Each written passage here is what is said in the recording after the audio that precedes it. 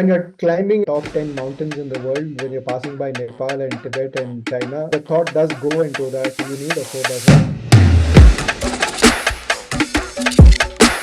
Most people will do an overlanding trip in an SUV, but this guy went on a road trip from Bangalore to Paris in his sedan. Anand Baid hopped into his trusty Fiat Linea and drove all the way to Paris with his family.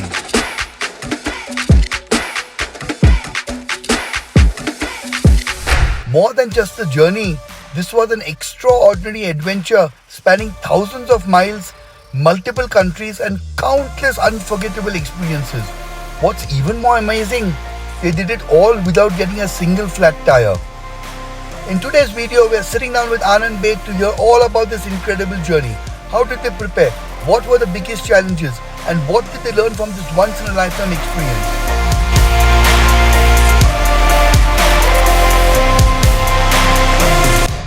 Usually people take a plane and do stuff like that, not actually go and cross borders and drive. That you took your entire family and went and did a 111-day family trip. That is also very inspirational. Why did you decide to do this road trip, and what was the germ of the idea? How did this all come about? I think it just comes from, when you see things around and you happen to hear of some stories or you happen to read of some stories. And I happened to read a blog, a traveler's blog. I just ran into it by chance. I don't even know how. I chanced upon a story of a South African couple shipping their car from South Africa into Mumbai and then, traveling all of India and then heading to Europe.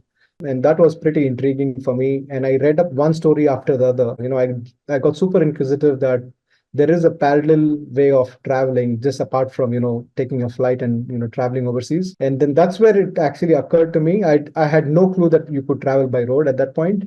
And when I started reading, many stories came across. I started reading about other travelers from India. One gentleman that stands out a lot is Mr. Suresh Joseph, extremely inspiring for all the amazing journeys that he's done. I think it was just a bug. So the bug bit pretty hard, and I was just discussing with my wife that we should do this. She thought I was just joking. She thought it is pretty foolish. It's not going to happen. Just the fact that it looked so much like a joke. She said, yeah, why not? And I think a couple of months later, I took all the documentation. I asked her to sign, and that's where it kind of hit her that I think we are traveling for real. In terms of the route, at that point in time, I'm saying this is back in 2015. Had mostly traveled through the Russian route. So, you would go China and then Kyrgyzstan and Kazakhstan and into Moscow, the Russian side, and then into Europe. And then I was just looking for what I had also read is the route is pretty dry after Kyrgyz from Kazakh and all the way up until Moscow. It's fairly dry. There's not much to see. And, it's also a long drive. And I was trying to see that are there alternate routes. And so there were foreigners who were traveling the Silk route, but, I did not get any blueprint or any information on the internet that from India, there are people who have traveled, solo travelers or friends who did the Silk route. Leave alone traveling with a family, that even through the Russian route, people had not traveled with family. Back then it was only, friends. It was, mostly the men, but no one with family and the kids. And yeah, so I started figuring out alternate routes, and the Silk route came up, and I was like, this is such an amazing route. Just to even read up on the history of what happened through the routes and all the trades and all the kingdoms that got established in between and things like that. So I thought, why not the Silk route? And logistically it was very, very challenging because I absolutely had no clue who do I ask. So yeah, it took me 7 months to figure all of those things out. But yeah, that's my longer answer to how the idea came into being. All right. So I saw your map online and I see that you went through Nepal, then into that you went to Tibet. Yeah. From Tibet you went up the Friendship Highway into Kyrgyzstan. Yeah. And then you continued straight through Uzbekistan and then you came to Turkmenistan, Yeah. and then you came to the Caspian Sea. Yeah. So And then correct. and then you went to Iran. So no, we did not do Bulgaria. So the route was basically Kyrgyz, Uzbek, Turkmen, Iran. From Iran, we did Turkey, and from Turkey we did Greece, Italy. So from Greece, we ferried our car. I mean, Greece, you could do Croatia and then keep climbing north. But we had this major, hurdle during the Nepal earthquake that we had. We got stranded by 15 days and whatnot. So that set our routine behind by 15 days, and we thought, let's just ferry our car from Greece to save up on time. So that's like an 8 hour ferry or something like that. I don't remember. But Greece to Italy we ferried, and then from Italy it was again Italy to Spain, and then the final destination was France. We had to let go of Switzerland because we lost time in Nepal. Switzerland, everybody goes. You Well, can. I agree. For someone who's never been to Switzerland, it's a different pleasure to drive through the mountains. So your first trip to Europe.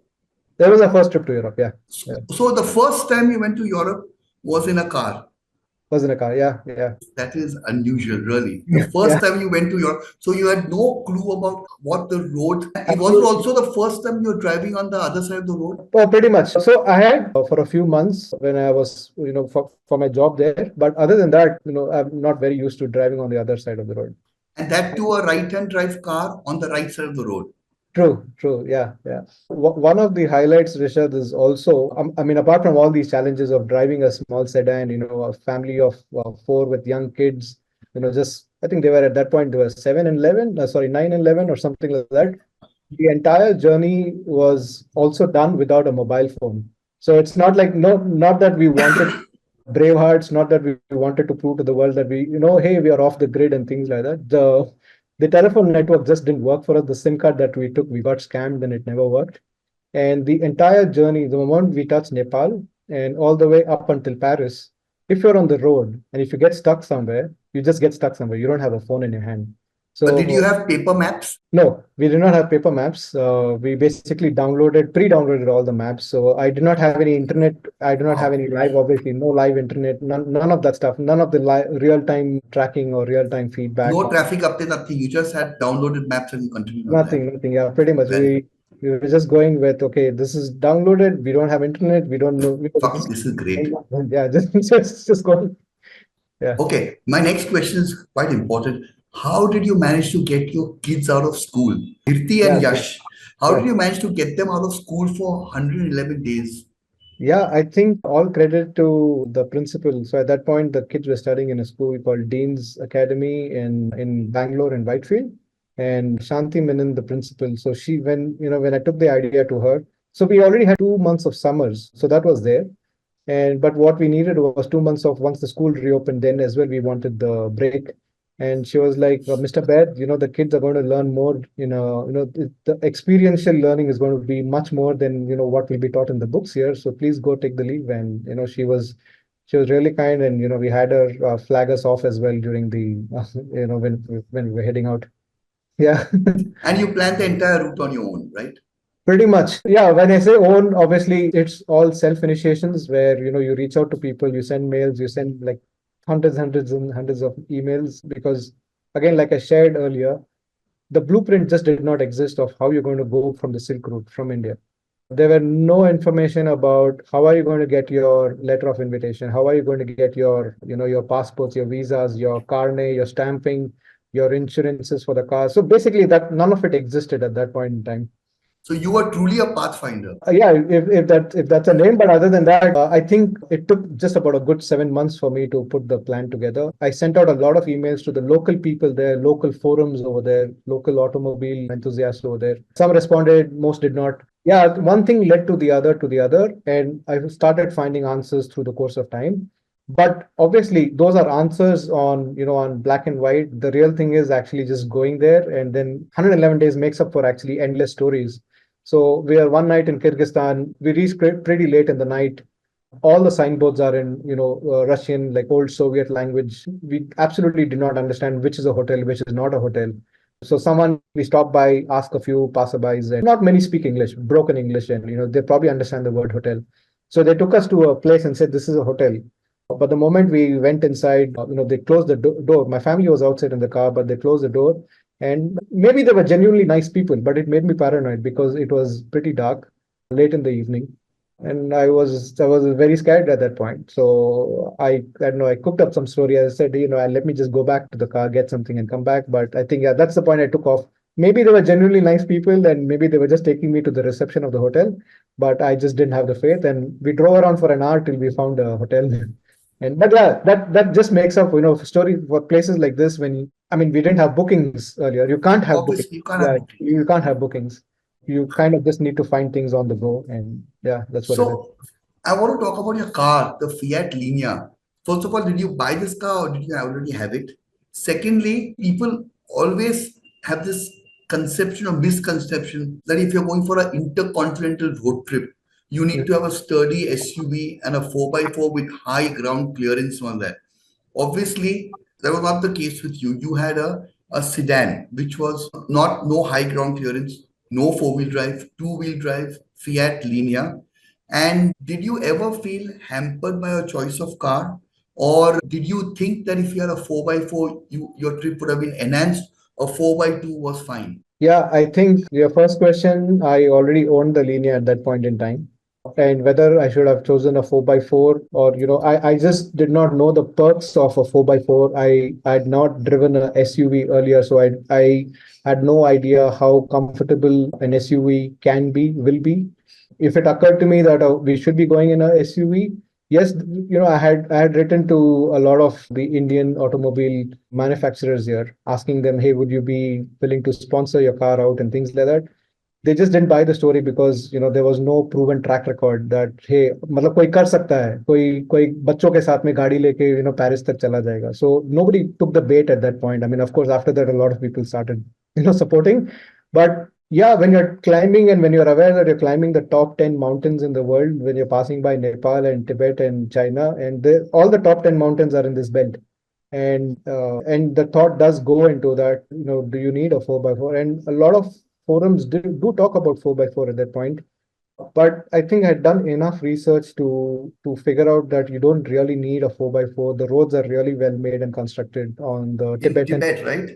Yeah, It's, yeah. it's it is called the road that you call it is called the road of the 8,000ers because eight of the 15 peaks that are above 8,000 are in Okay. that the Manaslu, the Everest, Yeah, the Shish Pangama, right, right. yeah. So Yeah, all those. So you must have seen all of them, right? yeah, pretty much, pretty much. So yes, I mean, I just had to make do with what I had, and I don't. Yeah, maybe the trip would have been more comfortable. I mean, after the trip, and just about a few years ago, I drove, happened to drive an SUV, and that's when I realized that wow, the suspension is really comfortable. The drive is really comfortable, and of course, back then, if I knew that that's how things are going to be like far more comfortable. Your Fiat Linea, did it give any problems? No, the car was absolutely fine. To top it, we did not have any flats as well. Uh, So not a single flat. Yeah. and what about the roads through the stands?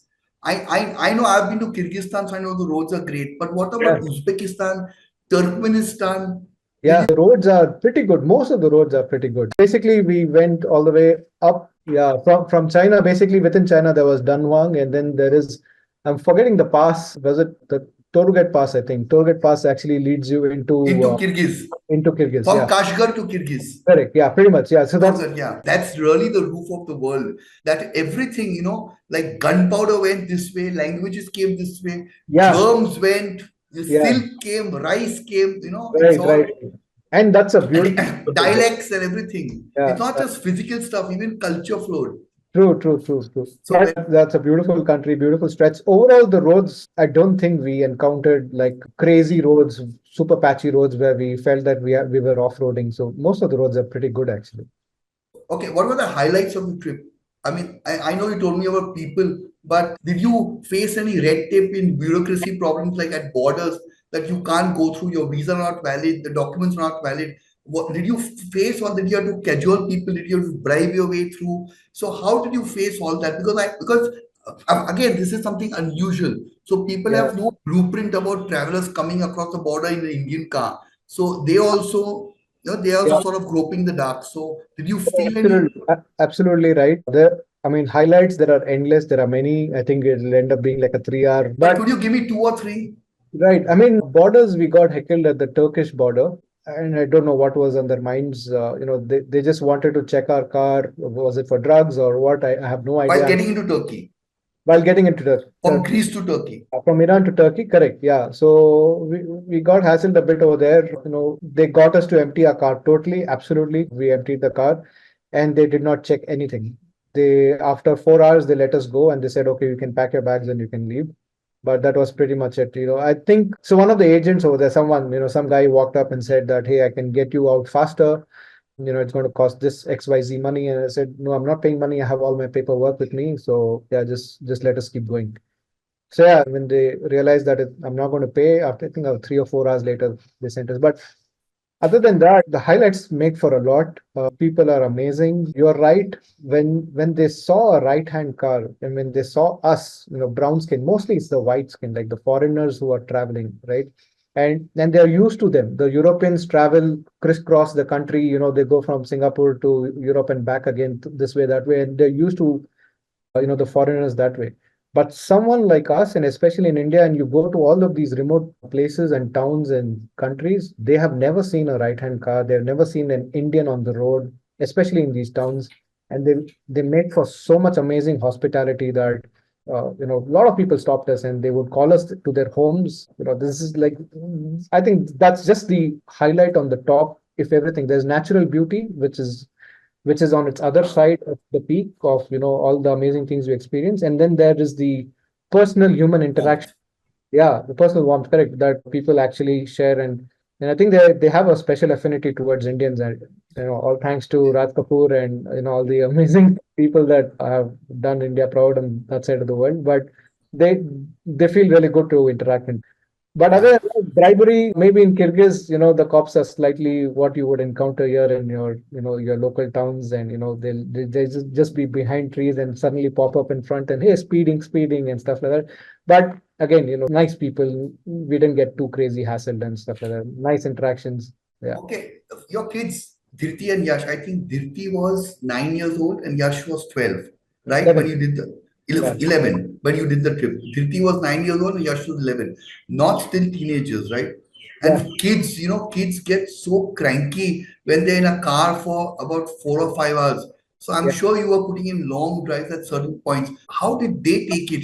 How did they you convince them, or how did you have to sit them down and prepare them that this is going to be a trip. This is going to be. Did you have to keep them entertained? Yeah. Kids is still okay. It's the wife, Prashad. That's what it Your is. wife's going to hear this, huh? No, so I think the preparatory part of our journey was again very, very memorable because we made this like an everyday dining table conversation. Every day we would talk about it for a good 6 months, and they would ask, what if we don't know this? What if we get stuck here? What if we run out of money or we run out of petrol? What's your plan? What's your plan? They would just be asking a lot of questions. And we also made it very clear that this is going to be a no gadget journey. So you're not, if you're sitting in the car, if you're sitting on the back, you're not doing your mobiles, you're not doing your games, none of that stuff. And it is basically just be involved in what's happening all around. So, and I think when you're on a holiday and when you're traveling, your energy levels as such by default is high, and it was the same for them as well. They were experiencing everything new for the first time. They were watching, they were role playing. How you would talk at a customs officer, at your passport office, and you would pass the borders, and the kids would actually be role playing. Ma'am, can the brother and sister are like, okay, so Very good. yeah, so I think they absolutely enjoyed. I don't think we ever got into a situation that that things were getting out of hand. Yeah, I mean, talk about my wife. I mean, I always keep joking that if we were driving in Bangalore and we had a fight, one of us would get off and take a Uber or an auto and get back home. Over there, you are in a 3x3 space, and you fight. Okay, you walk 200 yards and you come back again and sit in the car and back. Did it ever happen? No, no, Okay. we were fine throughout. So, did this trip mark a significant change in your life? As in, was it something that changed the course of your life, or did you have a great learning from it, or did your outlook change? Yeah, not in any major way, apart from the fact that moving forward after our experience in Nepal, Nepal pretty much was like India itself, right? You barely get out of India, and within 200 kilometers, when you experience something super traumatic, and then having to decide that what do we do? Do we get back home? Because that was not what none of us signed for trauma for 6 days or for 6 nights just because we couldn't move. We were in no man's land. We exited Nepal We did not even enter the Chinese or the Tibetan territory. And so the car is on the bridge, and that's when the earth starts to rumble. And we're not going to go back to Nepal because it's pretty bad over there. And the Tibetan side also had a lot of, pretty traumatic to even just talk about it. But we were stranded. We were stranded so bad that you couldn't move like half a kilometer even in your car. So we slept in the car for 5 nights. All thanks to the Chinese army there. They were very, very provide as much support as they could, as much food as they could. But I think the point I was making for the learning experience that we had was at that point. So we got rescued on the sixth day, and we got sent to Lhasa in Tibet. Our car was still there at the border because the roads were so bad that our car couldn't have made it. The only way they could do was put us in an army truck. And then when we reached Lhasa, the discussion with my family was, do we take another route and get back to India, or do we continue? Because it was terrifying to see dead people being wrapped and taken out and stuff like that. And that's where my wife said that the worst is over. Let's just continue our journey. Maybe if we do it by the end, we reach the end, they will all feel good about having let gone of the tragic things that happened.